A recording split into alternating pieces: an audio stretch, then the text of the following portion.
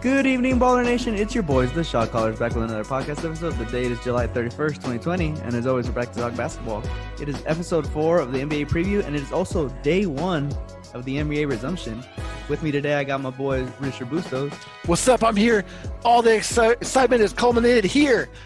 I'm pumped. I can't even sit down. I'm standing. And back with us today, Andre West. I'm not standing, I'm sitting, but I too am very excited about the NBA. I had some good games today and looking forward to what's to come. And sitting as well as your host, I am JV. And we, like I said at the beginning, we are back with episode 4 of the NBA preview, but we actually have some games that happened as well today, which we're going to definitely talk about. Before we jump into it, let's talk a little bit of social media. If you don't already follow us on Twitter, we are at Shotcallers Show. That's at Shotcallers Show. And Instagram, _Shotcallers.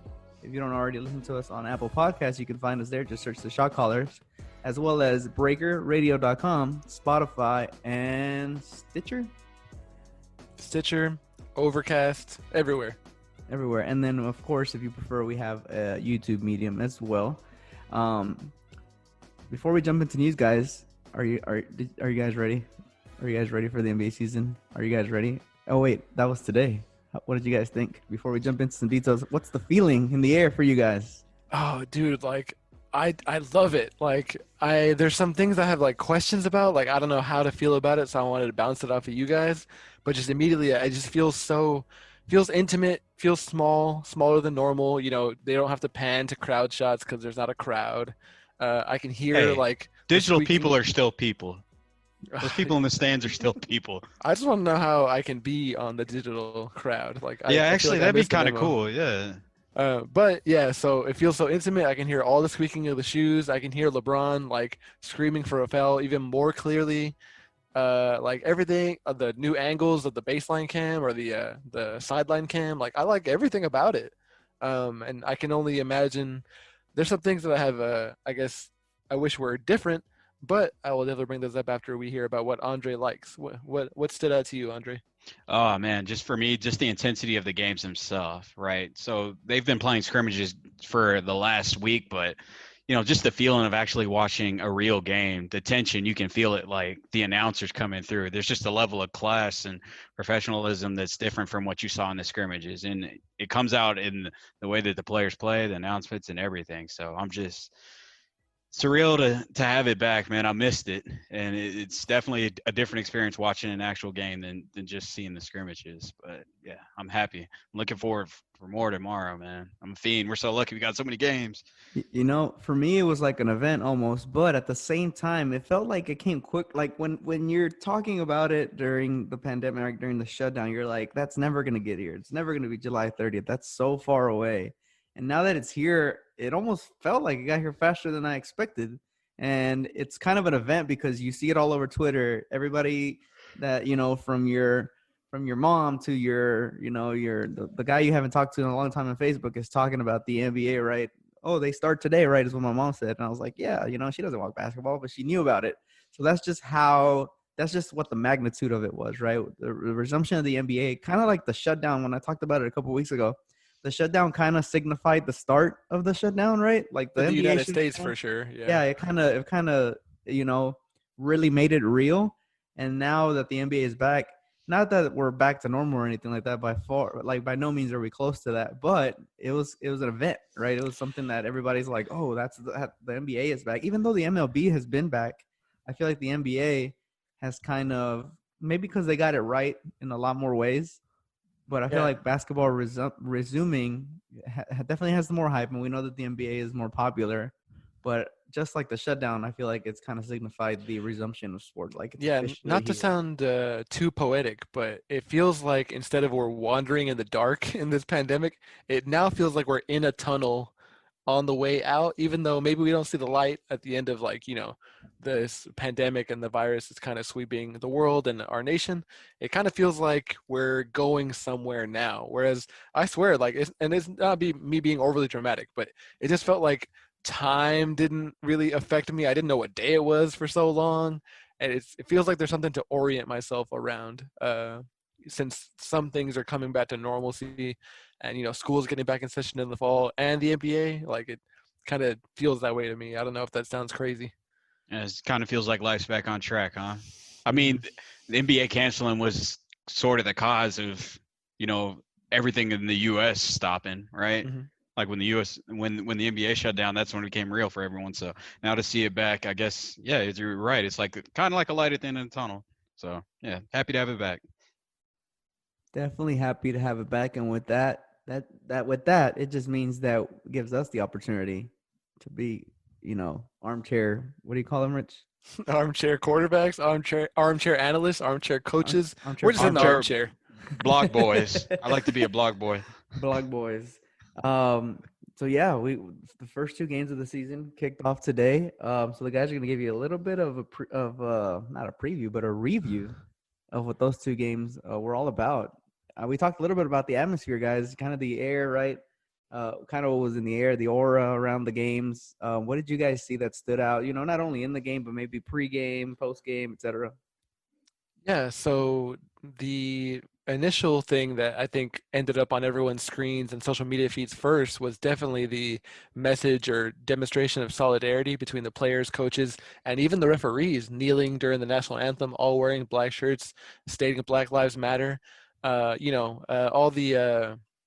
All the post-game interviews from different players, Tobias Harris among them, among many others, talking about justice for Breonna Taylor, say her name, the names on the back of the jerseys. Those are all great, gestures and sights to see and things to hear. But that image of the entire line of both teams linking arms together, that's what's going to be on the news tomorrow morning when this posts. That's what's going to be, in images everywhere, and hopefully a lasting image that has a great effect on a lot of people and gets the conversation going and reaching even further. So that's the number one thing that stuck out to me, and and rightfully so because it happened first, and it's the first thing I'm remembering even after all the events of the game. Anything? Would you agree, Andre? Yeah, I mean, pretty much agree wholeheartedly. It was good for me to see that, everyone in the NBA was on the same page on this in terms of, hey, it's nice to have these games back, but we also acknowledge that this is a sensitive time in the country right now. So it's good to see that the NBA is giving them a venue and they're actually acknowledging it during the games. It's not just what they're wearing or taking a knee and stuff, but they're given an opportunity to talk about things. And they're driving the discussion towards action, not just saying, hey, this needs to change, but they're trying to create a narrative and push towards action. So I thought that was kind of cool. Right, and then some might be when you compare statements like this or protests like this, demonstrations to protests like Colin Kaepernick in the NFL, there might even be a person that says, well, is there really a protest if the NBA is on board?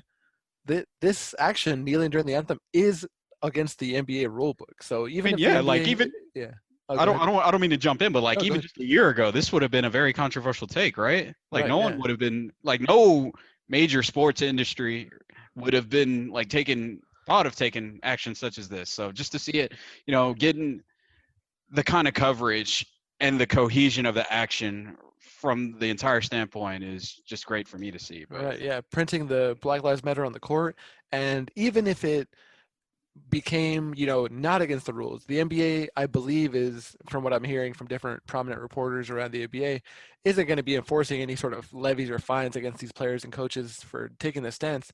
But the fact that they won't, when a year ago it was a fine to make a protest this way regarding the subject matter, that is progress towards social change. That is a social, contract that these guys are making between their employer and themselves, and the fact that those bonds between the NBA and the community are strengthening, that is an unexample of social change that we want. Not the end of what everyone wants, which is an end towards police brutality, racism in our country, and not feeling equal opportunity in every walk of life, but it's an example of progress. So, yeah, yeah, that's awesome. yeah, they actually had a video in there where they talked about, everything that's going on. And one of the quotes in there was, in the video, it had like players, coaches, referees, and stuff all talking about what needed to happen and what's happening right now. And one of the quotes that stood out to me was, um, we're changing what's normal in society. So just like the rules being changed for something like this, society's changing as a whole. So we have to define what the change is going to be towards the future to create a new normal. So I just thought that kind of rang poetically with what was actually happening. For Yeah, sure. I And think so, that's. oh, go Well, I ahead, was just JB. gonna say, I think that's definitely what stands out the most. The fact that the last time this was happening and people were protesting, through kneeling, Colin Kaepernick, being the biggest kind of the person that set it in motion. And the NBA caught some criticism for that, right? Because it was kind of built, like you said, built into the rules where they couldn't do that before a game. They couldn't kneel, so no players were kneeling. And the fact that they kind of went from, I guess, from 0 to 100, right? They went from not doing it at all to doing it holistically. And I would say even taking it a step further, because other leagues are doing it, but it's some people kneeling. It's a small message behind the mount in the case of behind the mound in the case of the MLB, right? But like the NBA is putting it in front of you. Like they are not. If you want to tune out, by all means, right? You have every right to. But if you're gonna watch these athletes perform, these humans, right, perform, you have to listen to them. You have to listen to what their message is, because they're not just entertainment. I go back to when they I don't know who it was, told LeBron just shut up and dribble, and then LeBron came back with the whole more than an athlete message. That's ringing true right now. They are more than athletes, and the NBA is standing behind their athletes and allowing them to express themselves, more than any other league, I would say. But the fact that it's everywhere, it was in the pregame, in that video that you talked about, Andre, the entire, stadium, everybody in there was kneeling. Black Lives Matters in large. Even the post-game interviews, like the first thing they talked about was they didn't even talk about the game. They talked about what was happening, like in the Black Lives Matter and the discussion like that. So yeah, it's right in your face, like you said. So it doesn't allow those people who say, oh, I just go to sports to escape. And it's like, yeah, sports is entertainment, obviously, right? In on the surface, but but you have to understand that what's behind it is real people that have real issues and have real, I guess, agendas that they want to be heard, and should be heard. And so I like that the NBA was able to flip the switch all the way to pretty much 100, right? And allow it to be so transparent. So good on them. And they've always been looked at as the most progressive league, so it doesn't surprise me. Yeah. Yeah, so I know we touched on the referees actually taking a knee in solidarity with the players. We mentioned the players doing it was news that came out a few weeks ago, and we talked about that. But on the subject of that, there was some more news actually with Michael Jordan. We mentioned a few weeks ago that he was going to do a donation of $100 million over 10 years. Well, he's actually come out and broken down exactly what some of that money's going towards. So the first $2.5 million is going to be going split among 3 different groups. So he's got $1 million going to formerly incarcerated and convicted people families movement.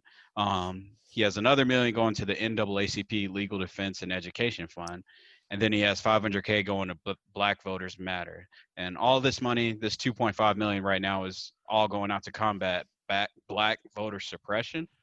And I mean, it's just on point with the message, and pretty much a good time for for him to make this kind of move. So hell yeah. And if I can speak on that, this is exactly what I was hoping to see just a few weeks ago. You might remember, I want to know where those dollars are going, because that allows a reporter of any enterprising newspaper to call those organizations and say, okay, how are you putting those dollars to use? Puts the pressure on them to, use those funds appropriately and, amplify what that's going towards and how it's benefiting the community. Like, that's awesome. That is exactly what I wanted. Like, that's amazing. And along with Michael Jordan, leading the way in this fashion, I wanted to shout out something that we haven't talked about in previous episodes, but I'm really proud, talking about voter suppression. The Atlanta Hawks were the first NBA team to open up their arena. I think it's State Farm Arena. I'll have to double check, as an early voting location. So as a lot of us might know, or if you don't, difficulty of actually accessing the polls is a major way that people don't vote and get their voice heard. So by housing thousands of people able to early vote, even when you're doing social distancing, it's huge. And the Detroit Pistons and Milwaukee Bucks and a couple of other teams have followed suit as well. I would love it if all 30 teams did that. I would love to go to the American Airlines Center here in Dallas and go vote there. Like, why not? More access to everyone. Yeah, voting shouldn't be a trial, right? I mean, it's a right, so they should make it easier to vote. So I'm with that 100%. Hopefully we can see. It's sad that we have to rely on NBA teams, which are private corporations and private citizens, to fund make it easier for Voting. people to vote, right? Right. But I mean, that it is what it is. This is 2020 in America, so I'm glad to see that Michael Jordan's doing some good, and hopefully we can do away with some of those myths about him owning prisons and things like that. Oh, I haven't heard that one. I'm glad I haven't heard Yeah. that one. What? Okay. But yeah, anything else you got on the docket for news, Andre? That's all I had.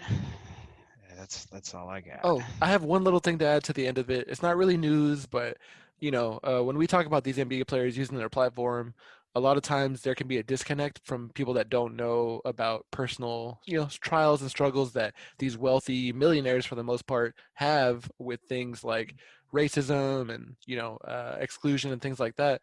There's a nice article, a really powerful article that I read on the Players Tribune by Lauren Holiday's wife, married to Drew Holiday of the New Orleans Pelicans. They're an interracial couple, and she actually outlined a time that she went to go get Starbucks with a friend of hers, two white women. They ended up getting stopped by the cops for a broken tail light, and they didn't have their driver licenses with them.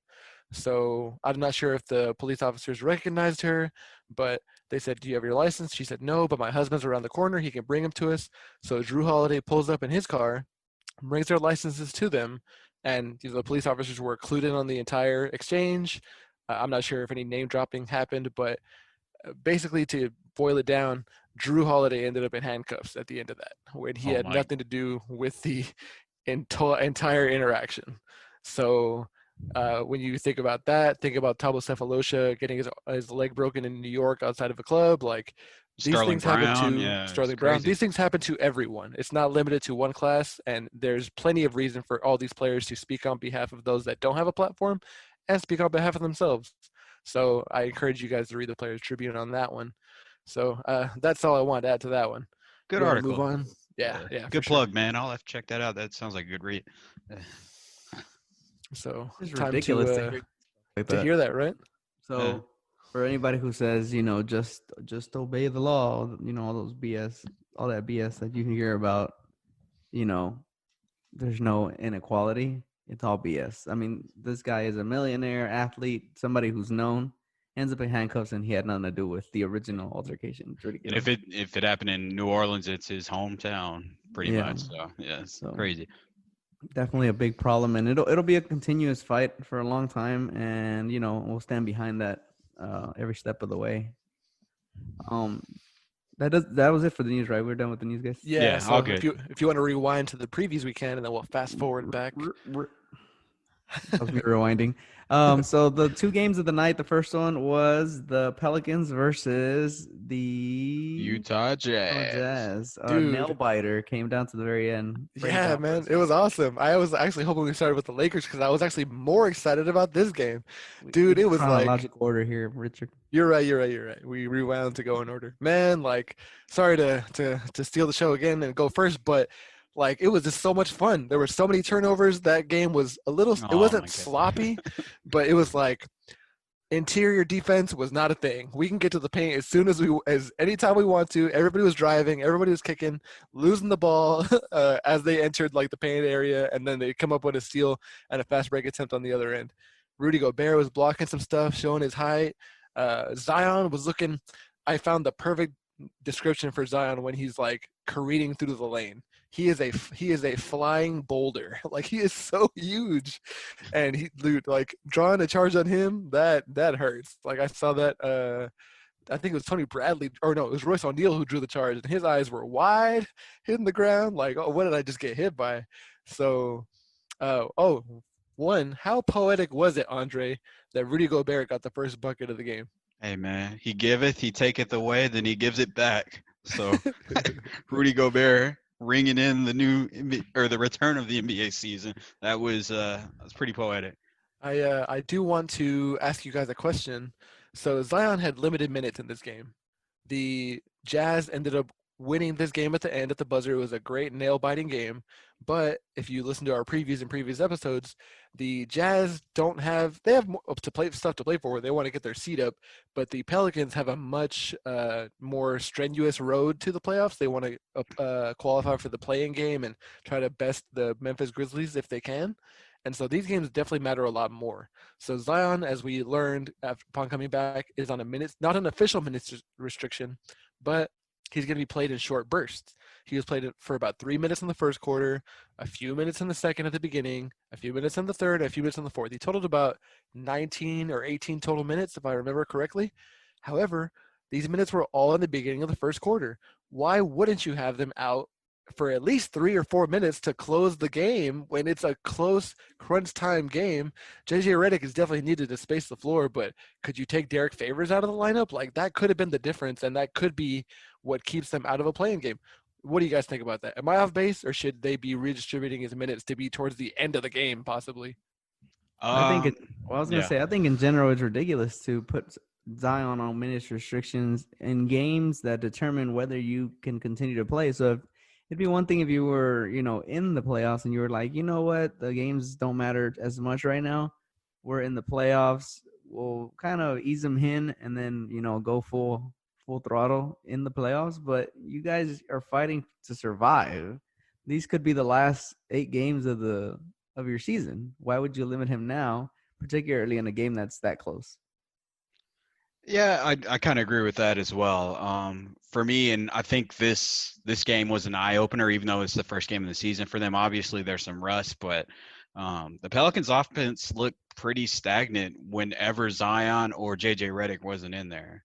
Oh, Redick was being an engine. Yeah, he was. Especially He in the was first half. just running around, creating, just cutting, getting lots of open looks, and then he had a good series where he drove after scoring 2 threes. He put the ball, did a pump fake, got him to bite, drove for a little, then dished out to my man Jackson Hayes. Oh, dude, he was dunking. Pulled in for the cut dunk. That was perfect assist. But yeah, And the before offense was not, the offense wasn't flowing well without Redick running around and creating stuff, or Zion just creating havoc.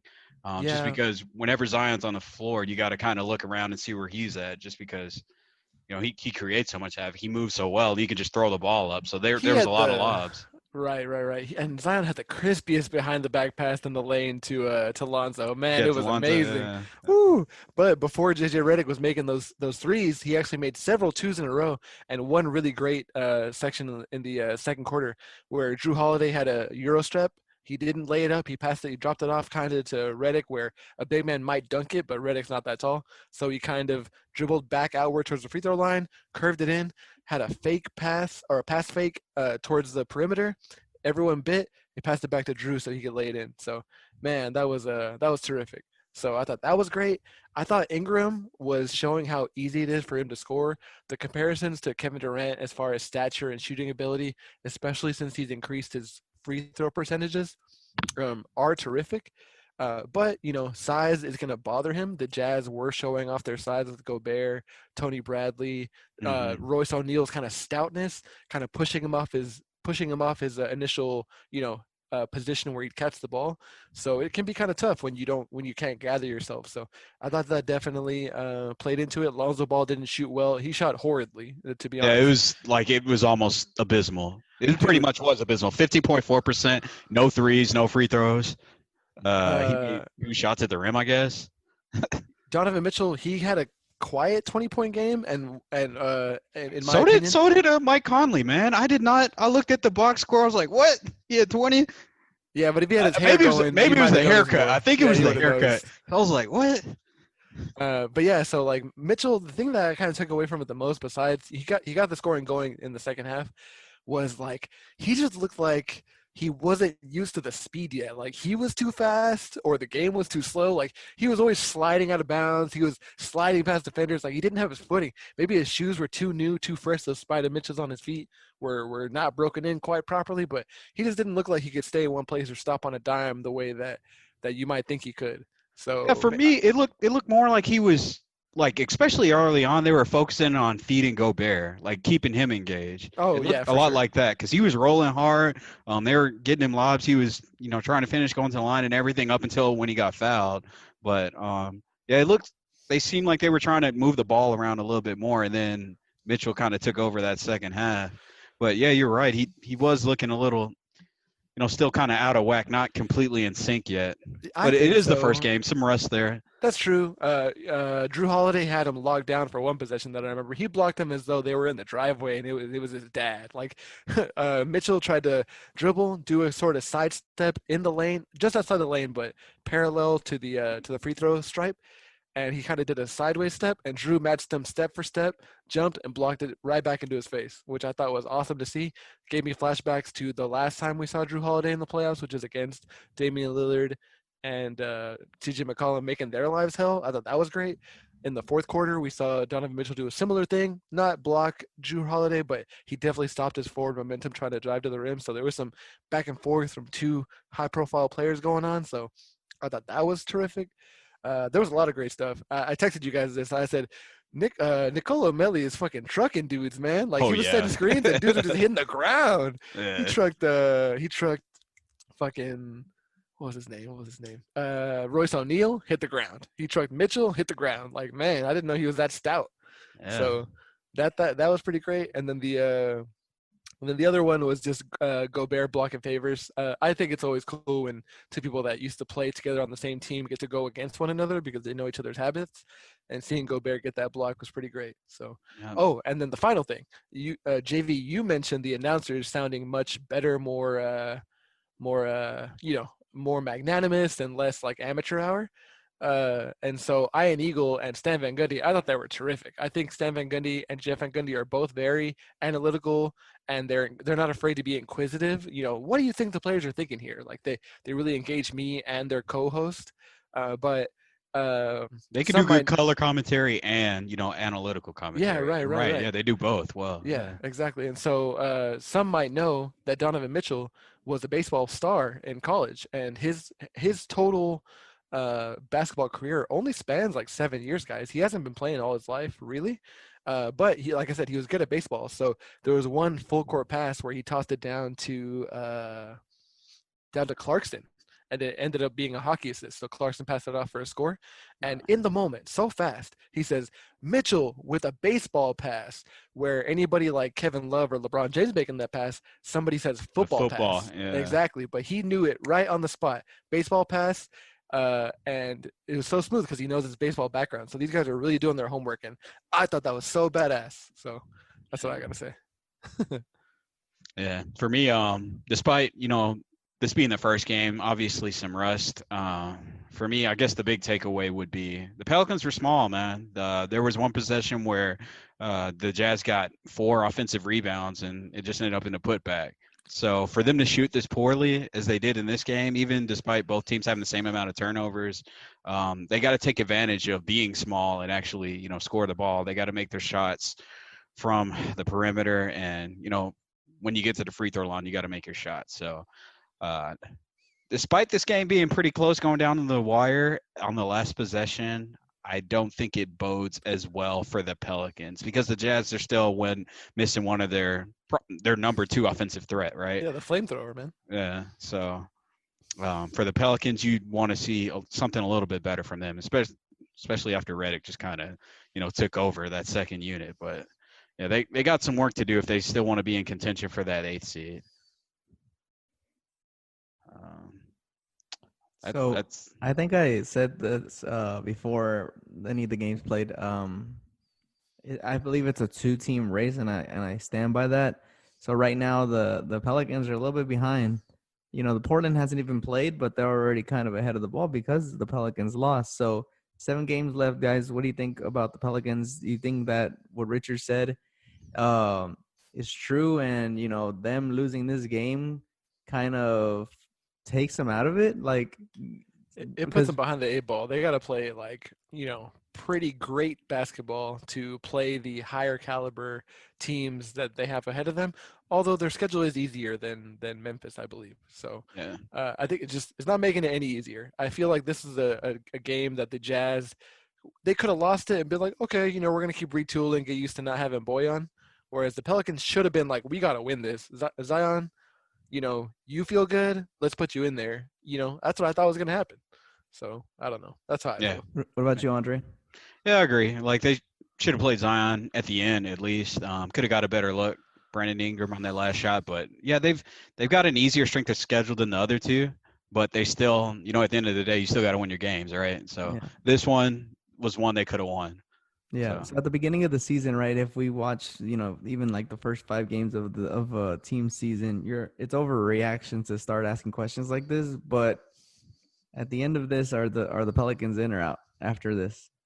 After seeing this first game, I want to wait till all the others play their first games, but right now they're still in there. I think they're still in there. Just a few tweaks.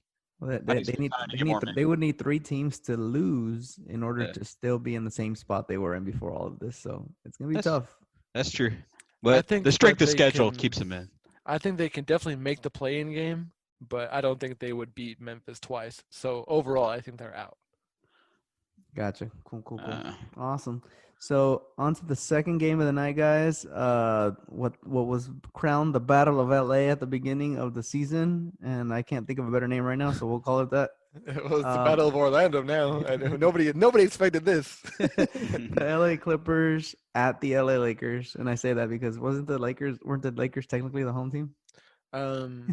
Yeah, you're right. And I have something to ask about that at the end of the show or before we get to the previews of the teams that didn't play. So this was Lakers were in our preview series. Andre, since I went first last time, is there anything that you thought you might see that you didn't see? Or is there anything that you're like, I'm going to be looking out for this, and maybe you saw something that kind of proved yourself right? Like, is there anything like kind of like that goes with your preview? Definitely that. So I watched 2 of the Lakers scrimmage games, and the Lakers signed two very controversial players in J.R. Smith and Dion Waiters. And both of them actually performed very well in the bubble. Limited minutes, less than 20 minutes. They both had about average 15 points, good efficiency, things like that. And they look good. And I was thinking, if Dion Waiters can create and score efficiently, then that's good for the Lakers because they typically struggle when LeBron sits. So I was interested to see if he could, replicate that performance in an actual game. And they pretty much did that. That's what I was looking for. Whenever LeBron sat, the offense wasn't like super stagnant. Like they found a way. They moved the ball around. They let Dion cook, and he wasn't just chucking like you would expect. He was, driving and dishing, taking the open shot when it came. But if he drove and he drew a defender, he'd pass it out. And I thought that was good to see.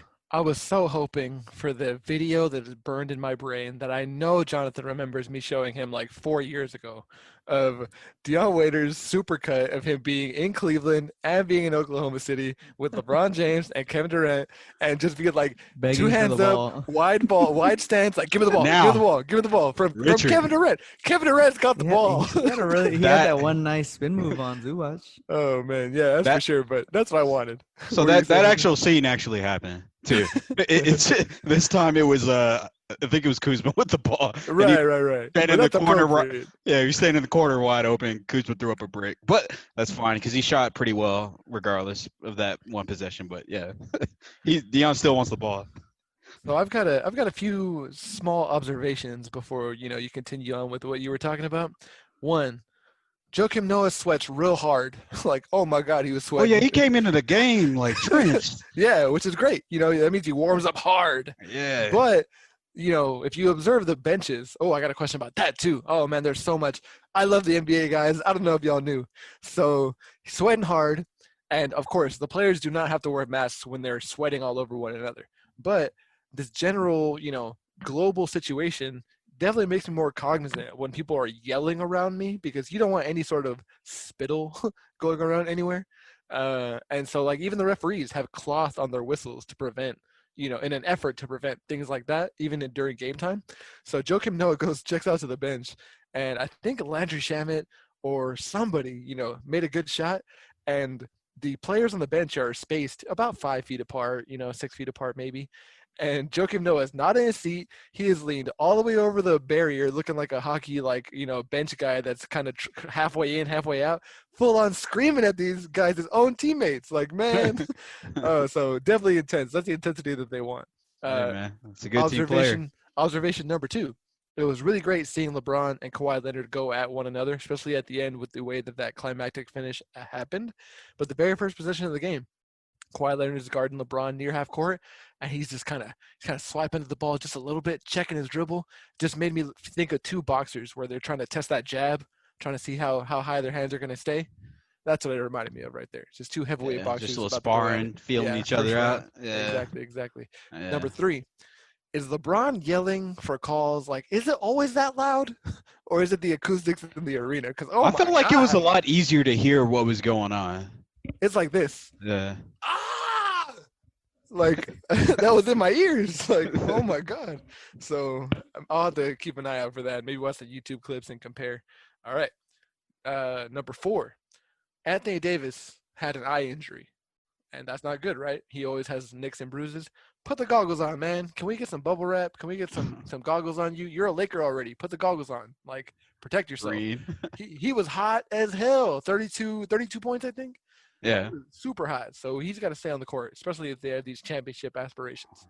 All right. That might be the end of that one. Oh, also, Reggie Jackson. What did you guys think of Reggie Jackson in this game? What was your impression seeing Reggie Jackson playing for the Clippers? I know we're talking about the Lakers, but what was your impression of Reggie Jackson on the Clippers? It was a nice fill-in, but he played very inefficiently. So I mean, it was nice to see that he hasn't really lost too much of a step. But you could chalk it up to rust. But he was very inefficient in the time he was in there. Definitely someone I can see coming off the bench. It's funny because we talk about Lou Williams being the sixth man, right? So many times. What do you call the guy that's the backup for the sixth man? Because that's what Reggie Jackson's gonna have to be, and that's pretty much all it's gonna end up being for him in this playoff run. So we got to think of a name for it. What is he, the seventh man? The 8th, because Montrez is the 7th. Yeah, and so so for parts of this game, I was like, man, this is not as exciting as the Jazz and Pelicans, because Jazz and Pelicans were kind of up and down, during every quarter, whereas the Lakers Clippers kind of ended up being a slugfest near the end with the heavyweights going at one another. But during that second and third quarter, I was like, man, Reggie Jackson ISOing again, calling his own number again. It just made me think of an old nickname that Reggie Jackson used to have, which is in Detroit, Root Canal Reggie. Man, you need to get a root canal because, sometimes that's necessary. This root's man, dead, does bro. it hurt? That shit hurts. So that's what I thought of. And final thing. I did enjoy hearing, the referees feed when they did a video review and they kind of determine the call and the explanation for who's going to get free throws and who the ball was out on. The head referee went to the scorer's table, announced it to the broadcast crew, and it seemed as though he had a mic on, or maybe it was just the environment again. So Scott Foster, hearing those explanations, I'm with it. So I think that's cool. More transparency. Next up, just put a mic on the damn players. I want to hear all the shit talk. That's where I'm at. Yeah, just make mic'd up its own special feature. Yeah, I don't know. Reggie Jackson, he looked all right. He's looks like they're just experimenting. They started him, but I feel like once this actual series happens, it's going to be Beverly. The only reason they started him was because they were short Lou Williams and Montrezl Harrell, so had a shorter rotation. Which brings me to my next point, and you can call me Mr. Hypothetical because I love asking shit like this. The game came down to the final possession. What is that? How does that bode? Does that bode well for the Clippers? If they had Montrezl Harrell and Lou Williams, is that a very different game? Is it suddenly, shifted towards the Clippers a lot more, or what do you guys think? Because like I just mentioned, Reggie Jackson was very inefficient. I think he shot sub 35% in 35 minutes. I mean, when a guy's out there that much and he's not doing much for you. I mean, that's a big drawback. So if Lou Williams is out there, you have Montrezl Harrell kind of eating up some of those minutes that Zubac was having, because Zubac only had 2 points. So those two guys having those kind of nights, you replace them with Lou Williams and Montrezl Harrell, both 6 Man of the Year candidates. Should the Clippers be feeling pretty good about this, or what do you guys think? You want to go first, Andre? Yeah, I'll take this one. Paul George actually shot really well. Kawhi had an all right game. LeBron actually had a pretty bad game by his standards, and I counted he drove maybe 3 times. Everything else was just like jumpers or just like fadeaways, things like that. So I think this was more of them just trying to feel him out, even though the game was very close. It's hard to say because they have four weapons, two very strong weapons, and then two, good guys that you want to have on your team, and Trez and Lou Williams. It's interesting to see if they'll play this that well the whole time. AD had a really good game. They kind of put the whole offense was AD, even though he and LeBron took the same amount of shots. Felt like AD was just like he was way more efficient, obviously, but the offense was pretty much give the ball to AD and let him work, and LeBron just shoot shots whenever he wants. Well, the thing is, that's kind of always been the case, hasn't it been? Like when you're trying to stop LeBron. Well, in the Like, playoffs, he drives a lot more. Well, that's fine, but you play zone and you force him out. You force him to when he goes to the rim. There's somebody there to meet him most of the time, right? Right. And with a guy like Montrezl Harrell, he's not the biggest guy, but he's quick. He can meet him at the rim. And you're okay with the ball going to Anthony Davis. So wouldn't that mean that the game being this close is indicative of what might happen in the playoffs, considering that they would play the same? You can talk about him shooting bad and shooting a lot of jumpers, but that's exactly what you do. That's the defense you play on LeBron. Like in the past, when the game's on the line, and in this game itself, like whenever there was a possession where the game was on the line, LeBron drove and he scored. Yeah, every because it time. was a close game. But that's in the past. That's in a close game. I don't doubt his clutchness. Right. I'm talking more so in a game where all 48 minutes. Right. That you replace those two guys with the performance they had, Zubac and Reggie Jackson, with Trez and Lou Williams. I mean, shouldn't the Clippers feel really good about that? The fact. Yeah, I mean, like if I'm either team, I'm feeling good. Like despite how close the game was. Like Lakers, you know what LeBron and AD are capable of. You saw that Waiters can produce by himself without another playmaker on the court. Defense was well. Both teams had very bad turnovers. So I don't know. I feel like it's hard to say. Yeah. What do you think, Rich? Yeah, I think both teams feel good.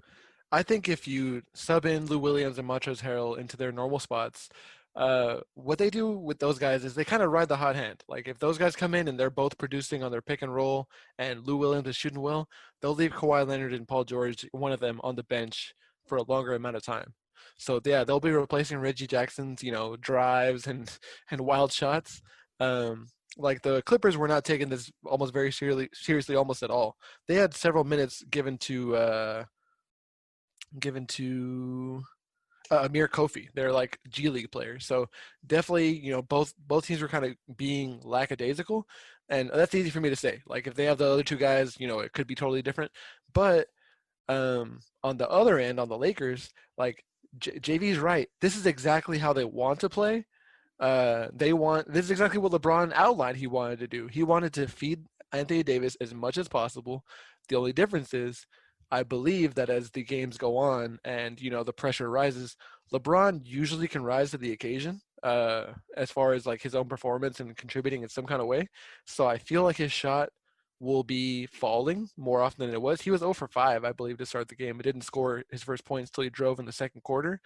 So I think that we will get a result similar to this because both teams have another level to go to, because I think LeBron will be shooting more efficiently while still letting Anthony Davis be the focal point of the general train of the offense, but get to pick his spots as to when he can dominate and after the attention's been going to Anthony Davis. So I think we'll see more of this. I think it bodes well for the Clippers, but I don't think it bodes so well that the Lakers aren't a threat. I still take the Clippers over the Lakers if the Clippers can get their whole team back in the bubble, at the same time. So All right. that's where I'm at. And last question, what do you guys think? Because I jumped on Twitter. What do you guys think about, based on what you saw, were the 17 free throws that were given to Anthony Davis warranted all the way through? Was it called well consistently? I'd say yeah. I mean, Kawhi got 13 too. Yeah. And I don't think that the fouls had to be even, but I didn't see anything egregious. I saw a lot of complaining from the players as usual, but I feel like the referees are going to have a pretty firm, consistent showing throughout the entire campus, playoff run, because they're not going to be, worried about the home crowds about to burn the building down. So, man, I feel like this is what we're going to see. So this was like something I noticed in the Jazz Pelican game. I felt like they're calling a lot of fouls, and I don't know if it's just because I haven't watched basketball in so long, a game that matters, or if it just like they're actually calling a lot of fouls. But it just felt like they were calling a lot. Or maybe So- it could be the tighter defense for an actual game. Maybe I'm kind of, it's hard for me to say because I usually watch the game a little bit behind, so I'll skip through timeouts, I'll skip through the first free throw, so my sense of time is a little bit off. And then at the same time, not really related to what you're saying, but kind of a tangent. Did it feel like there were less commercials on this broadcast? Yeah, It sure felt did like that to me yeah. too. Yeah, They It felt talked through a lot of stops. Yeah. Oh, got you. Okay, that's maybe what it is. And then when the Lakers came, those commercials took 15 minutes at a time. Oh my God. Oh, they But- challenging everything. That's where everyone's watching that. You got to get them eyes. Yeah, you're right. So But just a note, Andre, on that. The average game last year had 41.6 fouls, and this game had 57. So it's not you're not crazy, or you're not off base on that. yeah, Definitely because a lot more fouls. I was looking at the fouls in the box score. So Clippers, a lot of them were in foul trouble. Like Paul George had 5, Zubac had 5. Like Kawhi had 3. There was like 3 guys. There was like 3 Yeah. guys in total with 5, but I think overall, definitely a lot higher than your typical game. That's that's a plus 16 differential in the foul column. So maybe they are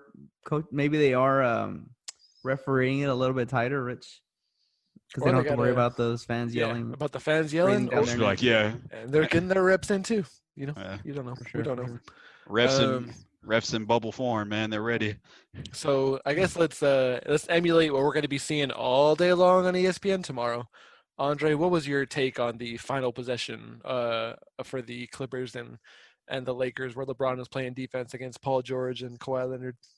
Is LeBron the greatest player of our generation? Is LeBron in contention for Defensive Player of the Year? I mean, no, it was a good possession. You're wrong, like, and let me tell you why. Exactly. Dang, a goat. we should make this a segment. Oh man. And let me tell you why. But no, man, he handled Kawhi. Kawhi couldn't get past him, passed the ball off to Paul George, stayed in front of him for the most part.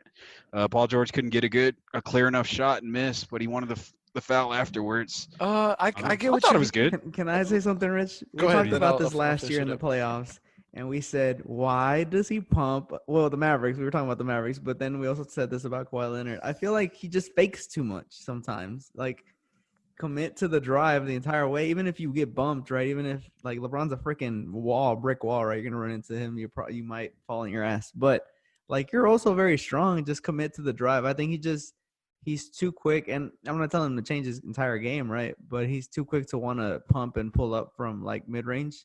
Yeah, which he's amazing at. Right. Yeah. But it puts him in a tough spot. Like right there, it put him in a very Right. awkward position. Yeah, he has to You're get rid right. of the ball. Yeah, he had to get rid of the ball, and now Paul George is scrambling to get open. Like And with that's that much what, time left, you just don't have you can't make something come out of nothing. And then we saw the frustration on Kawhi. I think he wanted the ball back, but it's like you kind of created. You had the opportunity. You had the opportunity to finish it. And That's exactly what I was gonna say. I was gonna say, in response to what Andre said, this is not a knock against LeBron's defense. He definitely played good, solid defense. But Kawhi and Paul George let the time get away from them, and they didn't make it very hard. There was not very much east-west movement. Kawhi picked up his dribble after like 2 dribbles, so he didn't make LeBron reach or do anything. So as soon as he passed the ball to Paul George, who was 3 feet away, LeBron didn't have to go anywhere. Yeah, all he did, he defense. literally just turned. Yeah, He's like, what up, bro? Exactly. So I'm not a professional NBA player, but if your guy is trapped in the corner, you run away from him so he has an angle to pass to you. Right. And then similar kind of concept. If you pass to me right next to you, you're guarding 2 guys in one spot. So they didn't make it that hard on LeBron. So I think when they get their real offense going, this is what I wrote down. Their offense is not going very smoothly, especially late game. They're going to have to practice. They have not played that many minutes together. This is what I wrote. When you have Joakim Noah and Reggie Jackson puttering around on offense, that's obviously not what you want to end your possessions and quarters with. So I feel like there's a long way that they're going to come by the end of these 8 seeding games. I don't know. I got a hot take, but man, I've Let's been watching the Clippers this whole season. I haven't really seen a real offensive system for them. They've been I think rotating in and out so much. Yeah, it's just been they haven't been playing together, 1, but 2, when they all play together, it just seems like they all take turns, like Right. ISO. Yeah, Right, so right, I don't know.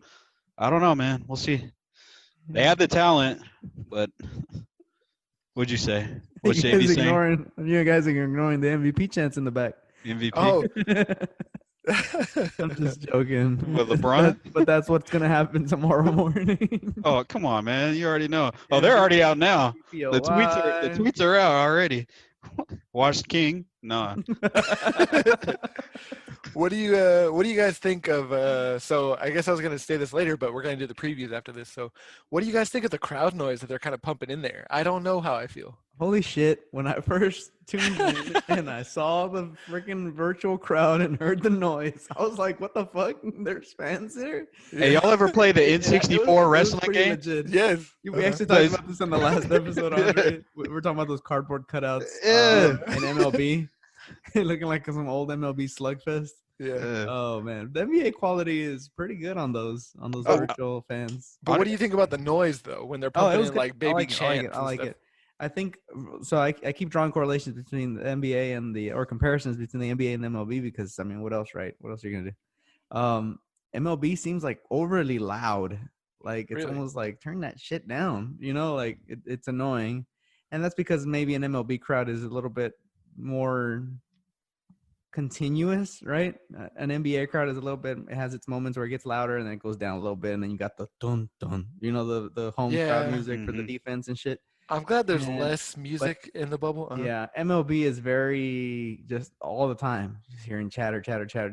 So it can get a little irritating. The NBA one was good. I liked it. I thought it was good. I like the audio level for the most part. I like it being a little quieter because I like hearing the squeaking of the floor. Like it feels like, oh, the gentleman's game is how it feels to me. An enthusiast, exhibition. But I like that. I kind of wish it was no sound at all, but I'll take the way that they have it. If for fans who might not know, the home team, in air quotes, is the one that gets to control basically all the noise, all the music. So those music cues and sound cues. Dude, I heard of course, during the preseason games or during the scrimmages, when somebody missed a free throw, you heard somebody go bruh on the announcement. I thought they were gonna do that in these. Well, no, they did in the third quarter. Oh, I couldn't hear it. Pelicans. No, they didn't go bruh, but somebody missed and they go, yeah, boy. So man, I was laughing. All right, yeah. Boy. Yeah, so I'll go ahead and wrap this up since we're talking about the Lakers. But yeah, that's the first game of their 8. Up next, man, they actually got a pretty hard strength of schedule, but they got a pretty good buffer. They're 5 games ahead of the 2 seed, which is the Clippers. Before this one, now they're 6 games ahead.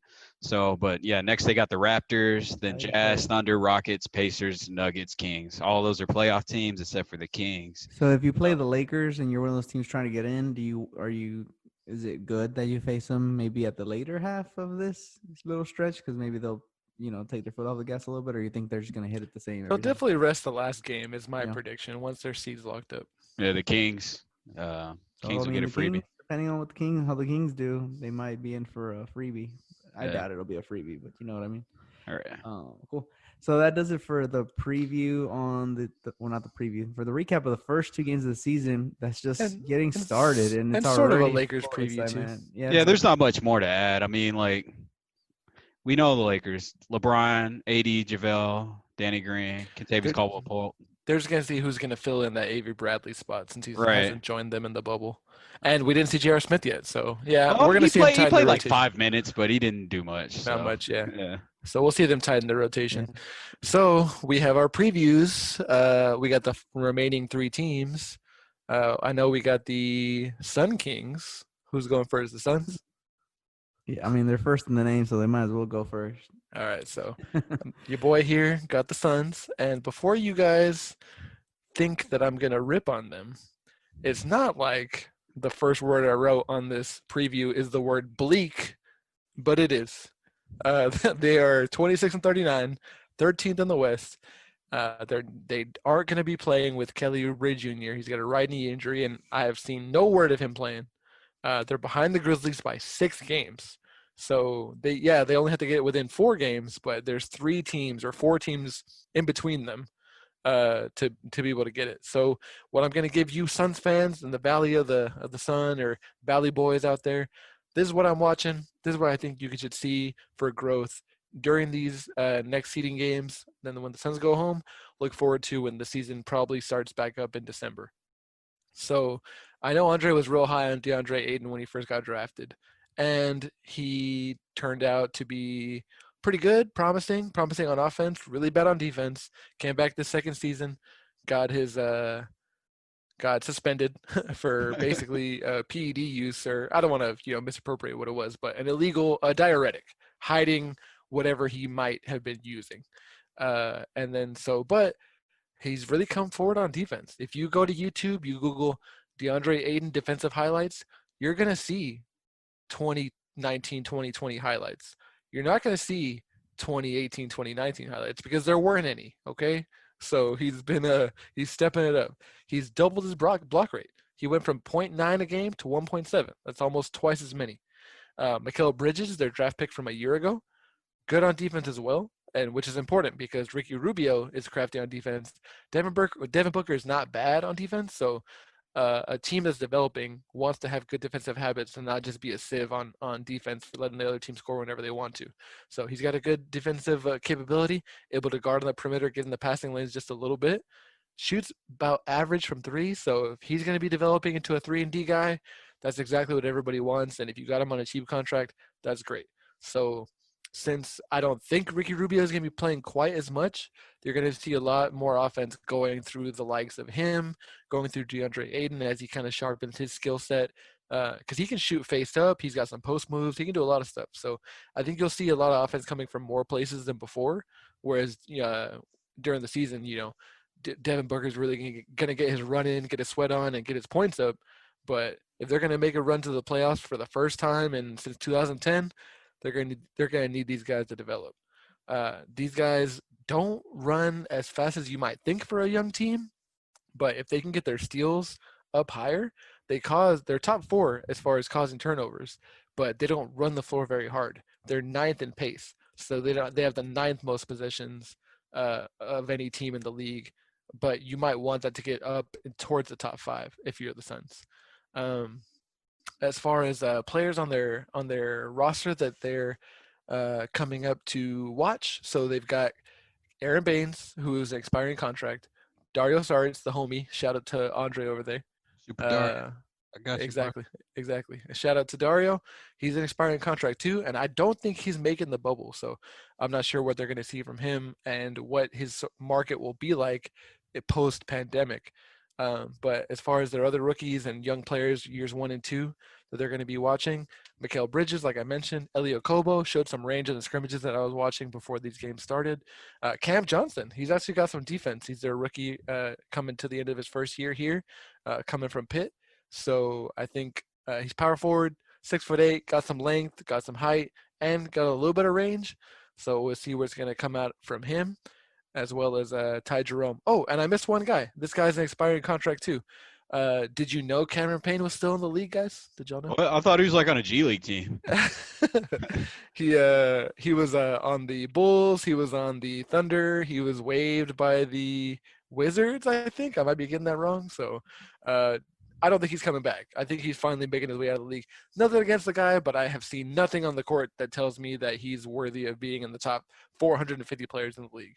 So I don't see him coming forward after this coming season. So Suns, let's get that defense up. Let's get the transition paints flowing, and let's see who can shoot some threes. That's what we're going to be looking for in these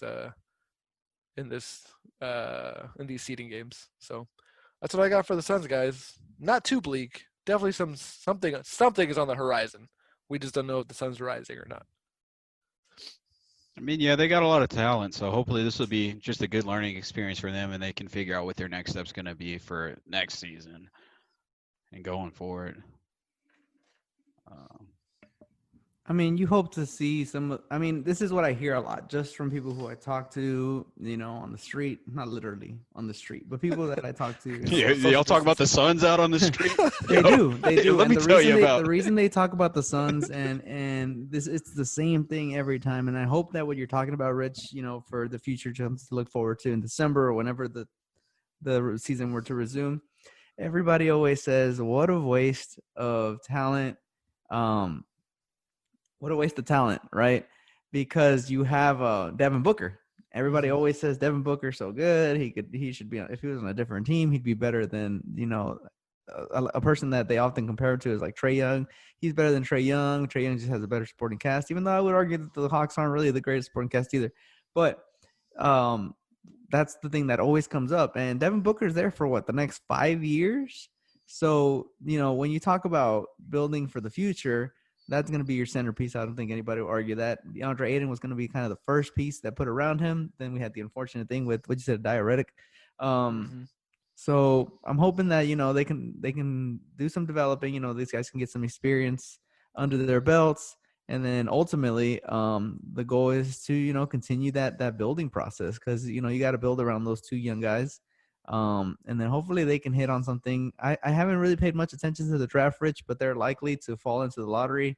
I'm not sure how far deep into the lottery or how deep this draft is, but hopefully they can add another piece and continue that building process because I think the city of Phoenix, after getting so close on some occasions, in the 2000s, they haven't really seen much prosperity. So they've got some talent now.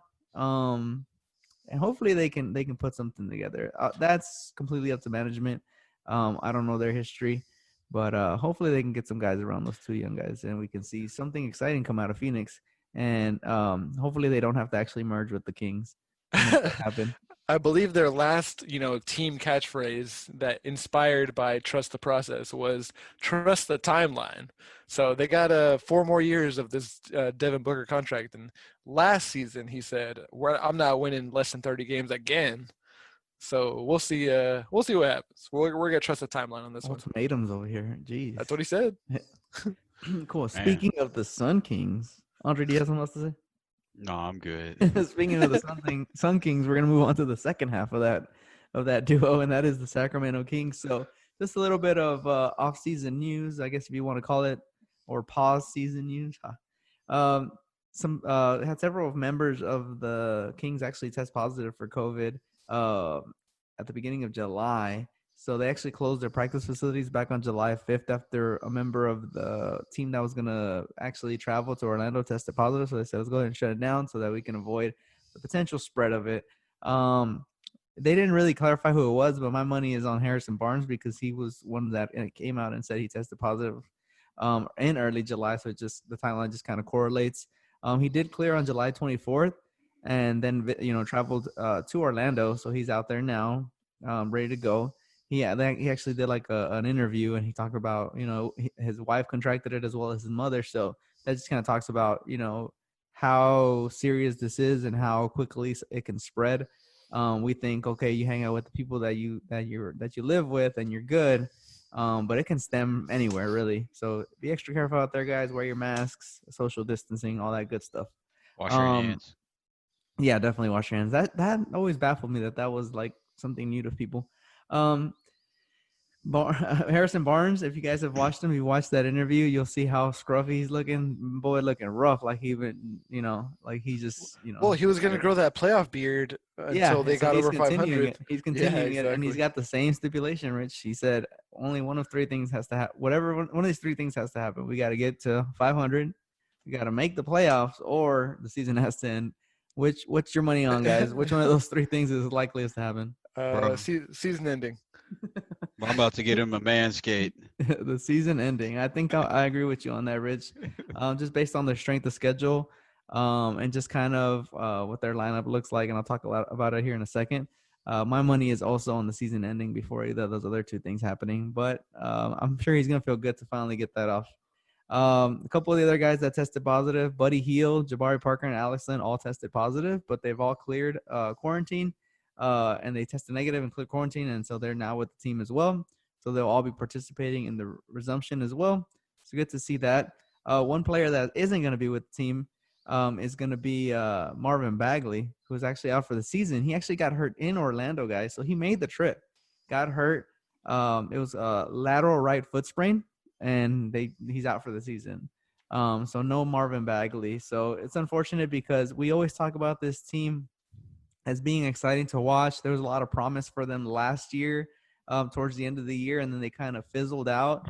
Kind of similar expectations. I think one of you guys even put him in your playoff prediction, if I'm not mistaken. I want to say it was Rich, but I'm not sure. Correct me if I'm wrong, Rich. Might have been me. I think That it might have sounds been you.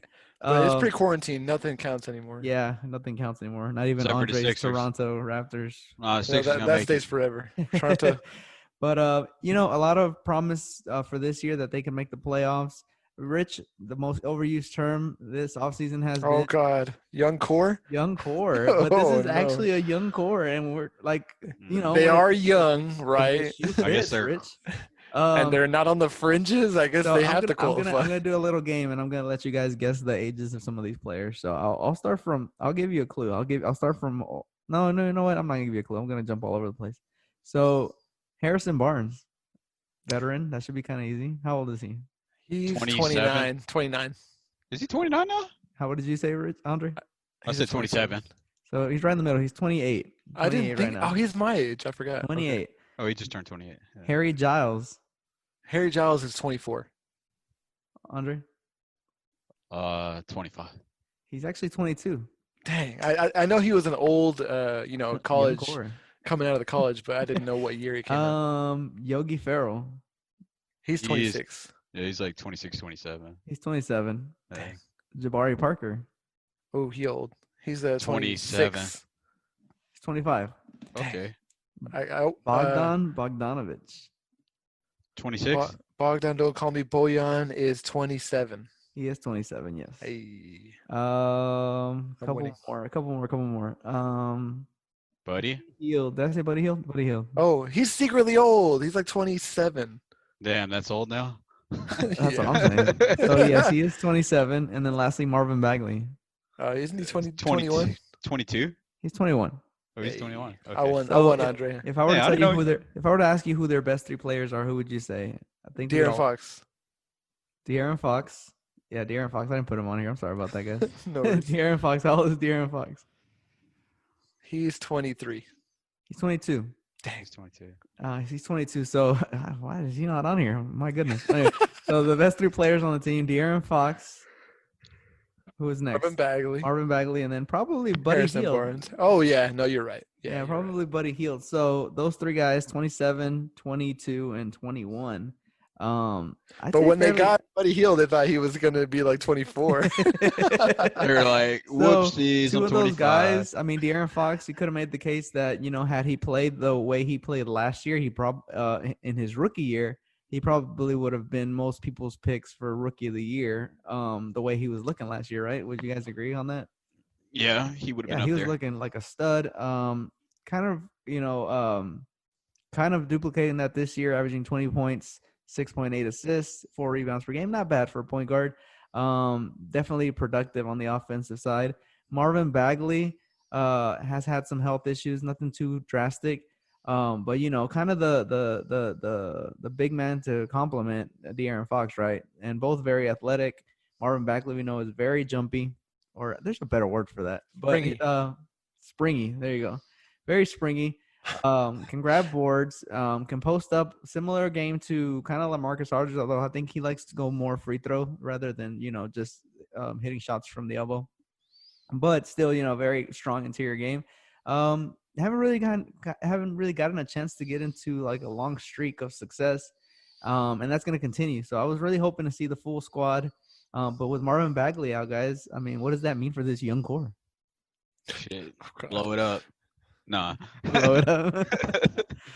What do you guys think? I mean, I know you guys were very. The reason I ask is I know you guys were very high on this team, and I agree, and I understand the excitement around them. But where do they go from here? Do they? I mean, likeliest we already said likeliest thing to happen is they lose. The season ends, right? What do they do next year? I think they need to focus on is picking up with their pace. I believe they're middle of the pack as far as pace goes. They don't run that fast, but they have the new John Wall, the guy that's the fastest with the ball in the league. So if you're going to be streaking up and down the court whenever you can, forcing turnovers or even off of made or missed baskets, that opens up, you know, trailing threes from guys like Marvin Bagley where he likes to shoot it from, as well as Boyan, don't call me Bogdanovich. So that's where I see it. It's just a stylistic thing. Find your identity, and then play it to the max and then fill in the holes. That's the kind of philosophy that I think would help, that if Dave Yeager kind of tried to implement that to the best of his ability, have an identity, and then, fill in the gaps. I think that's kind of where I want them to go. There's going to be 14 teams that could talk themselves into the playoffs next year in the West. They're not all going to make it, but they can try to develop their identity and try to be on the come up, even if they miss the playoffs. That's what I think. Yeah, definitely. I agree with that. I thought, isn't Luke Walton the coach right now? Oh, Yeah. I'm sorry. Did I say Yeah. Dave Yeager? He was the Yeah. coach. Yeah, It's Luke it is Walton Luke now. Yeah. Yeah, I mean, so you got to see what you can get out of Bagley, obviously. He was pretty rough, at least defensively. Offensively, you know what he can do, but it was the defense that was the question for him. So you want to see if first he can get healthy, and then see if you can develop him there. For a four, you want to be able to have some type of defensive presence. And then not just that, like Rich said, you want to be able to make use of De'Aaron Fox's skills, which is moving fast with the ball. I want to see him, be able to make a little bit quicker and better decisions. Part of that's going to be him developing his shot from range. So he's kind of spotty when it comes to shooting on pull-ups. If he could be a little bit more consistent there, he'd be able to utilize his speed a lot more. It'd become a much bigger threat for them. So with that, combined with them being, a little bit more aggressive in transition, I think that would put them on the right pace at least. Work on building that identity because they have the tools. Like Harrison Barnes, he's a good player. Like a lot of teams would like to have him. Obviously not as a first through third option, but he's a good player that you want to have on your team. He can pretty much do everything. You can force an ISO and everything. He can shoot the ball and he defends well and he can rebound. Buddy Hield, you already know he can pull up, he can shoot. All right defender. He's 27. He's pretty much is what he's gonna be, but that's a good player that you want to have on your team as well. So I don't know. Yeah. I think a lot of it hangs on what's his name? Bagley. Yes. Yeah, I'm for sorry, sure. brain I farted. mean, they took him with the number 2 pick? Number two pick. It could have been Luka. Yeah, they passed on Luka. I personally think it all started going south when they banned those ninja headbands. Oh, I was about to say that. I was going to say De'Aaron Fox cut his hair, man. He looks so Yeah. cool with long hair and the ninja headbands. I was literally about to say that. They got against my man De'Aaron Fox, man. Just some more notes. De'Aaron Fox actually was also hurt for a little bit, but it was just a sprained ankle. Back on July 15th, so just about a couple weeks ago. But he's good to go, and he will play in every single game. So good to hear that. Already missing Marvin Bagley. It would have been a real shame to also not get to see De'Aaron Fox. So we'll get to see him. They are in the bottom tier, if you would like to call it, of the rooms, and that's the Yacht Club. But Rich, you said that's the one that's popping. So it looks like they lucked out there. It's the most fun. Yes. The most fun. Yeah, that makes sense. Usually the guys that are like on the outside looking in are more fun. Couple key matchups: July 31st against the Spurs and August 2nd against the Magic. The reason those are key matchups, if they want a chance at the playoffs, they got to take those two games because it gets really hard after that.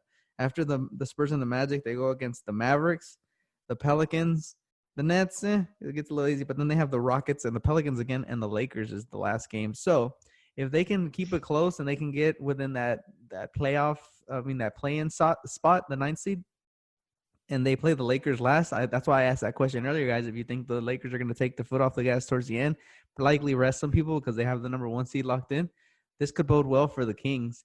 So I'm not too ready to say that. Like, if I had to gamble, I'm going to say that they're not going to make the playoffs. But if they can keep it close and they get to that very end, I could see them sneaking in.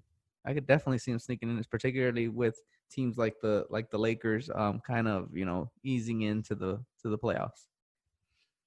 Yeah, so that'll be interesting to see. But I just hope it's a fight. I hope we get definitely need to take those first 2 games. If they don't take those first 2 games, it's a wrap. Kind of downhill. I hope we see like a fight to the finish to get to the play-in game, like a fight for the 9th seed. Oh yeah, and then there's 5 the teams play-in. essentially. There's 5 teams essentially fighting for that. Player signings. We talked about young core. This is a very non-young name in Corey Brewer. He was signed on June 25th. He played with the Kings previously at the end of the 2019 season. Just kind of some size that they had at small forward. He's 6'8". People love 6'9". him, and like teammates love him, and It's underrated, an underrated skill. He has led the league in fast break points, I think at least once, Well, yeah, I maybe mean, twice in his career. when you take 5 gather steps, who's not going to lead the league? Hey man, leave Corey Brewer alone. I'm just saying. I'm He just looks like saying. he looks like a greyhound, man. He just streaks down the court, Yeah, and that's exactly what I think that you should be doing is streaking down the court. If for you're sure. young, run like hell. That's what I've been saying about every team. So That's true. A couple extra notes. Today they announced that they're laying off a percentage of the furloughed staff that they had. The Kings are, which brings me to this point. We talked about another owner who's having a huge impact in the Black community and in the social movement that's going on right now. Donating how many millions? 100 million over the next 10 years. 2.5 already, like right now, if I'm not mistaken. yeah, Michael Jordan. But these people, these other franchises can't keep their employees employed for a year. Really, really sad to see that, guys, because you have an owner in Charlotte who also has his basketball operations, but is also taking money out of his own personal fund to help, with social justice. Yeah, and And it's these not other as though franchises are just like letting people go. right, and it's not Yeah. as though the Charlotte Hornets are the bread-winning, franchise. It's a revenue-sharing operation. The Lakers and the Knicks, when they operate at surplus, they share with teams that are operating at a slight minus. So it's not as though, laying those guys off is going to make it so that they crash their businesses. You know what I mean? Like, or that they don't crash their businesses. So I think the NBA is really setting themselves up. Not all the NBA, but some of these teams, at least some of these franchises, are really setting themselves up for a tough battle when things get back, if things get back to normal, and when they do. Because kind of like the players have a union, who's to say that these workers don't create some sort of union as well, right? And not to avoid this happening again, because you can just, right. I mean, it seems pretty shitty because the NBA is on, you know, Mhm. but none of these employees none of these employees have any work. So, And Mark and they're Cuban, uh-huh. yeah, Mark Cuban's another one that is, that is paying his staff, right? If I'm not mistaken. Yeah, Yeah, the he the is. ones that run the American Airlines Center, at least for a time, or getting paid. And he's the one that said, like, we wouldn't be doing this if we weren't making money. So they are projecting to make money from this. Exactly. And this, speaking of Mark Cuban again, when Donald Sterling was, and this kind of edges towards this topic that I thought would be interesting to air out just a little bit. When Donald Sterling got booted from the league, and ESPN has a great like 5-part podcast that really goes into detail all the different circumstances that had to align, the planets that had to align for that to happen. It seems as though it was an easy task for Adam Silver to boot him for those racist remarks and derogatory, defamatory kind of behavior. It wasn't that easy for them to do so. A lot of things had to come together in one time for that to happen. And when Mark Cuban was asked on it at the time where it might not have been popular for him to say, but he spoke from the owner's perspective, saying, if we start, recording and holding people accountable for behavior like this, it could be a slippery slope from the perspective of an owner, which brings to mind for me there, and what you're saying, JV, unionizing employees, there really isn't a precedent or a time limit for an owner to have success or any sort of guidelines in place that say you're running the team terribly, James Dolan, you got to go. Like there isn't, you have to be voted out by 2/3 majority of the other owners to move forward, to move on and not be in the league anymore. And there hasn't been a showing or even a thought of the owners being willing to vote out one of their own because they're afraid that they could be next. So I wonder if these operations, as troubling as they are, will it maybe lead towards maybe a way for franchises to be more successful at the expense of owner security. So Yeah. that's going to be something to watch. It's gonna be tough because it is a private entity, right? Right. But that's why I was saying more so like the union route, because those people have a direct hand in it, right? So if nobody shows up to work, well, how are you gonna operate? You know? Yeah, So correct. that's how they could have an immediate impact. That's kind of why I was looking at it a little bit more like that. Mm-hmm. Couple notes to close out the Sacramento Sun Kings. The Sacramento Kings. So if I asked you this question, guys, who are the 3 best players on the Kings? Who did you guys say? We said Buddy Hield, De'Aaron Fox, and Marvin Bagley. What if I told you this interesting fact? So in this year, Luke Walton is the new coach, right? We talked about that as well. Right. He decided to move Buddy Hield to the bench in Saw favor that. of Bogdan. Don't call me what? It's Bogdan? Boyan. Don't call me Bogdan. He's Bogdan, Rich. Wait, no, Boyan's on the Yeah, Jazz. Bojan's on the Jazz. So this All is right, Bogdan. well, they're just So saying Bogdan don't call me. Bogdanovic, Bogdan Bogdanovic gave him the starting role at the 2 guard, Buddy Hield to the bench. In that time, Hield actually led in the Kings in score. Last season he actually led the Kings in scoring with 20.7 points per game, 45.8% from the field, right, and 42.7 from 3 points. So you're thinking, why would you bench this guy, right? He just won didn't he just win the 3-point contest as well? Why would you bench this guy? But that same time, Bogdanovic was averaging 14.1 points, 3.8 assists, and 3.5 rebounds. So you're like, why would you put Buddy Hield on the bench and why would you start Bogdanovic, right? But since doing that, the Kings went from having a 15-29 record to going on a 13-7 run after making that change. So Bogdanovic is my X factor if the Kings want to have success in this 8-game regular season, because that completely changed the landscape of their offense. Granted, they don't have Marvin Bagley, so it's gonna be really hard to kind of spread the floor a little bit more. But Bogdanovic, despite not being as productive volume-wise as Buddy Hield, is providing a much more efficient offense. So, Rich, to your point, you said that you made the point of them, having to run up and down the floor, but in reality, Bogdanovic is more of a, half court set kind of player. But he does get a lot of his 3-pointers in transition. So a little bit of both. So it's up to them to find that balance. But all I know is that they definitely want to have the ball in his hands as much as possible. But I'm interested to see what this starting lineup is going to look like. Do they go smaller, being as Bagley is not in the rotation? That's yet to be seen. But I'm interested to see Bogdanovic continue to progress, even though he's not part of the young core at an old 27 years. He's definitely going to play a part in their success for at least the next 2-3 years, or at least the rest of his contract. So just wanted to share that little bit stat because we have Buddy Hield as the 3rd best player on the team, but the team wins more with Bogdanovic on the starting rotation. Hey, man. Yeah. We'll keep that in mind. For sure. That's all for the Sun Kings. God, you got that in my head. That's all for the Kings. If y'all don't know what the Sun Kings is about, just go check out Game of Zones, the parody from Bleacher Report on YouTube. Really hilarious 3-minute episodes, and the Sun Kings are definitely something to make you smile. Cool. So we're gonna wrap it up with our final team of our preview, and that is gonna be the Memphis Grizzlies, Rich. The grit and grind. We still call them the grit and grind Grizzlies? Yeah, man, because they play good defense. 32-33, 8th in the West. They've earned their spot. They may be upset that they have to go through some extra hoops to keep that 8th seed, but with as difficult as their upcoming schedule was going to be in the regular season, I think that the way that their schedule has panned out and the different teams that are all going to be fighting for that 9th seed are going to have to fight, I think they've found a pretty nice balance as far as keeping it fair to the Grizzlies while making it entertaining and giving other teams a shot. So the Grizzlies started off kind of bad, which is what people might think quite often, because the Grizzlies haven't had a lot of playoff success since Marc Gasol kind of petered out, it seemed, before he went to Toronto. Mike Conley didn't have the most productive season because he's been injured, year over year at different times.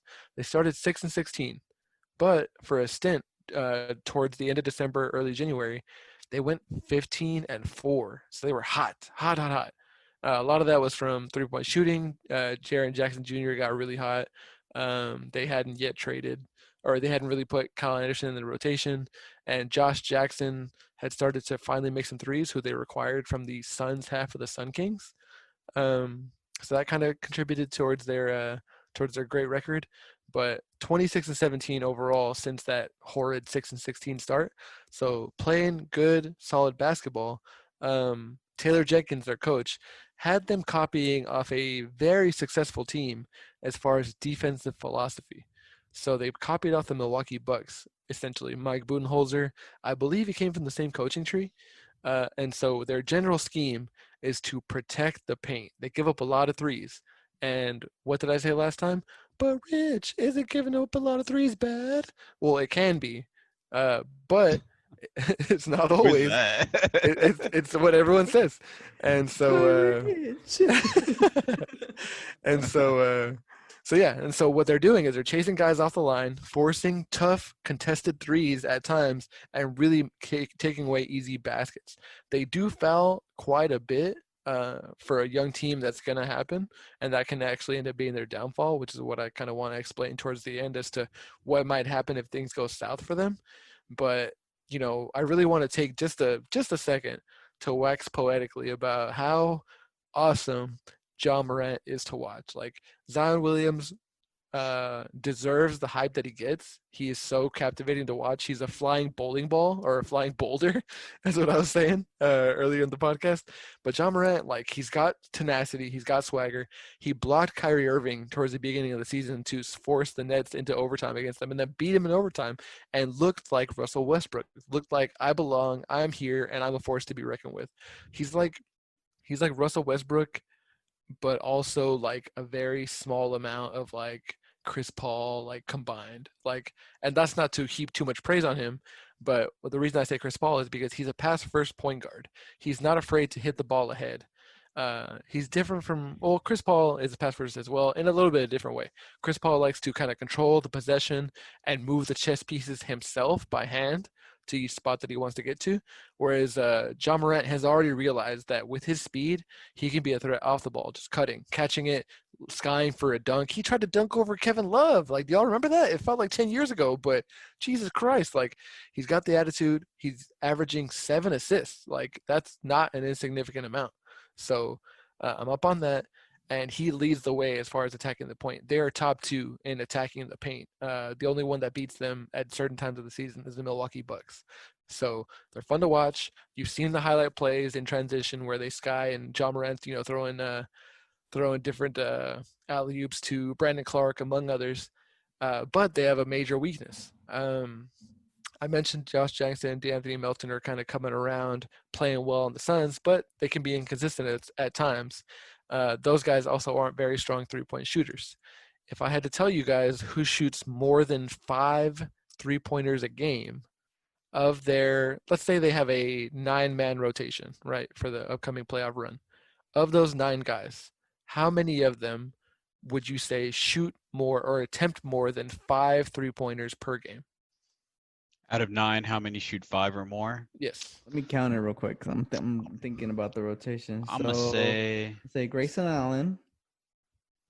I'm going to say Ja Morant. And I'm going to say Jaren Jackson. So I'm going to say 3. It's actually only 2. Yeah, I was going to say 2. Did I did I at least mention the 2? Jaren Jackson is one of them. He attempts over 6 a game. It was 3, Jonathan, but they kind of got done in by the trade away when they traded Andre Iguodala. They sent Jay Crowder away too, in exchange for Justice Winslow. What the hell did I say, Grayson Allen? That dude plays like no minutes. Right. And so, but it's kind of a blessing and a curse losing Jay Crowder, because he was attempting as many as Jaren Jackson, 5.9 per game, but his clip was only less than 30%, 29%. Oh yeah, so Triple J is going to hit way more. Yeah. So it's kind of good. But yeah, Jaren Jackson Jr. attempting 6 per game, shooting almost 40%. Dylan Brooks, 5.5 per game, shooting 37%. So that's terrific. You want that. Man, they so good. Ja Morant shooting 37%, but only 2.4 attempts. But that's because he's always driving the lane and passing ahead to other people. So only shooting about 1 like I said, 2.5 per game. Yeah. So they don't shoot very many threes. They're fast-paced. They're a good passing team. They're not afraid to pass. They take after Ja Morant. They take after their coach. But they turn over the ball quite a bit. They're top 10 in turnovers, and they foul a lot, like I said. So I think if it's going to go south, that's going to be the reason why. Young Valanciunas was looking kind of swole the other day. Oh, yeah. He's always been a thick boy. Yeah. Like extra swole. He's like a tree trunk. Swollen hard up, to move. Yeah. It's like Grizz. As far as their schedule coming, the Grizz. But yeah, they're still the grit and grind, man. They play good defense. As far as their schedule coming up, they've got 1, 2, 3, 4, 5, 6, 7, 8 teams, of course, like everybody else. And of those 8 teams, I've rated 7 of the 8 as tough Dang. teams that they got to play, Dang. and that's hard. Richard certified Richards. tough. Yep, TUFF. Tough. They play the Portland Trail Blazers. Then the only team that's not tough That is is tough. the San Antonio. Yeah, San Antonio Spurs. The Pelicans could be tough, and they're directly in contention because they don't want to get passed. You know what I mean? They don't want to be the ones that have to win 2 games.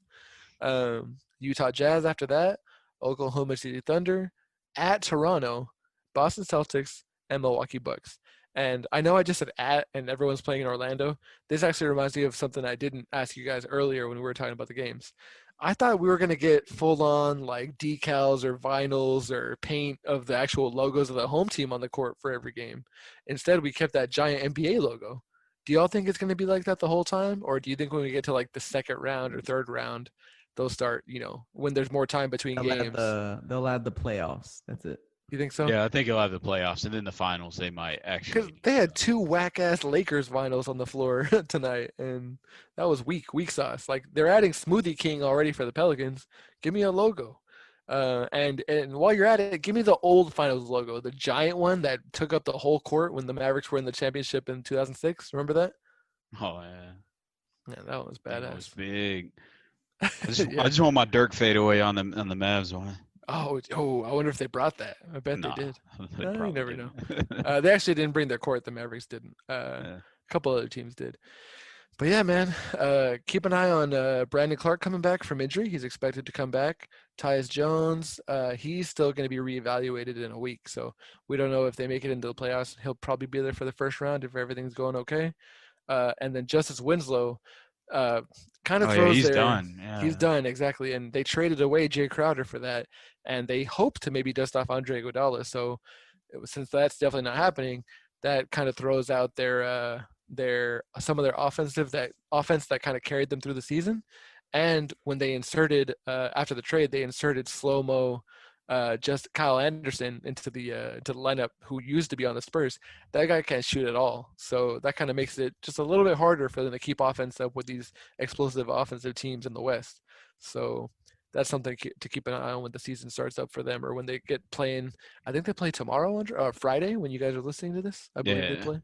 So that's something to keep an eye on and be excited by. So For sure. Tomorrow is March Madness, July Madness Friday, man. So I believe that does it for the Grizzlies. Am I correct, Rich? yeah, that's it. It's So, tough. Since we're talking about the Grizzlies, I'm going to go over just a few key matchups for the weekend, guys. These are matchups that have playoff implications, standing implications, so seeding implications. The first one includes the Grizzlies playing Portland. You mentioned that, Rich, so that can determine where the Portland Trail Blazers end up. It could actually even help determine if the Blazers are in the 8th or the 9th seed, because this will put them within 2.5 games, so very well within reach of becoming the 8th seed and then having the advantage in that playing game. And some other games, if you want to check out some playoff potential second round action, the Celtics and the Bucks play at 5:30 Central Time tomorrow. And then the Rockets and the Mavericks play tomorrow as well. That's the late game tomorrow night. So that should be 6 p.m. exciting. Those two teams are 2.5 games back of each other. Yes, 2.5 games back. So another seeding, some other seeding implications that'll determine who plays the Clippers, basically, in round one. On Saturday, we have the Lakers and the Raptors at 7:30. That's the late game as well. So potential finals matchup. Anything can happen, and those are two very one team very deep, the other team full of stardom. In the Clippers, in the Lakers, we got to see them tonight, so we'll see how they vote against another deep team in the Raptors. And then to close out Sunday, we've got the Milwaukee Bucks at Houston, as well as the Spurs and Grizzlies. So another one of those teams that can sneak in and take the Grizzlies by surprise and potentially meet them in the playing game. So there's a lot of games, guys. I could probably list every single game and give you a reason why you should watch it. But those are just a few that I wanted to cover to make sure. And I will be cracking some cold ones and absorbing as much hoops as I can. If either of you guys want to join me in chugging a beer in celebration, y'all just let me know. Hit me up on FaceTime. All I can say, Rich, is this schedule is made for sleeping in, because if you sleep in and you wake up, there's basketball as soon as noon. Yeah. So It's hard to borrow too. Tomorrow it kicks off at 1:30 Central. Saturday starts noon, and then Sunday starts at 1 Central. So those games are all back to back. Some of them do overlap though. For instance, tomorrow the Magic and the Nets won't be over before the Grizzlies and the Blazers start, as well as the Suns and the Wizards. But pretty much, I mean, you got a couple TVs, put them up next to each other, like Richard said, crack some cold ones open, and you're in for some July madness, some July-August madness. It's gonna be great. It's gonna be great. It's gonna be great. Yeah, looking No more forward to Netflix. it, man. Jeez. Yeah, it's Only hard if to you're like. gonna rewatch The Last Dance. Yeah, exactly. Cool. That does it for this week's episode. We'll be back. That does it for our preview episodes, actually. We'll be back with another episode with a lot more basketball to be covered. There's going to be more games of the NBA campus under our belts. We're going to bring you all the action, all the recaps, all the insights, all the analysis that you could ask for. We appreciate you guys tuning in. If you don't already follow us, check us out on Twitter at Shotcaller Show. We're on Instagram, _Shotcallers. We're on Apple Podcasts, radio.com, Breaker, Stitcher, and Spotify. Leave us a 5-star rating. We really appreciate it. We're trying to grow the show as quickly as possible. We hope you enjoyed the content. Until next time, I'm JV. I'm Rich, and I want to let you guys know that we are on YouTube in audio form, audiogram form, but we will be making the jump to video very soon as we get a webcam in. So expect that very soon. Very, very, very long outro. And close it out for us, Andre. And I'm Andre. See y'all next time. See ya.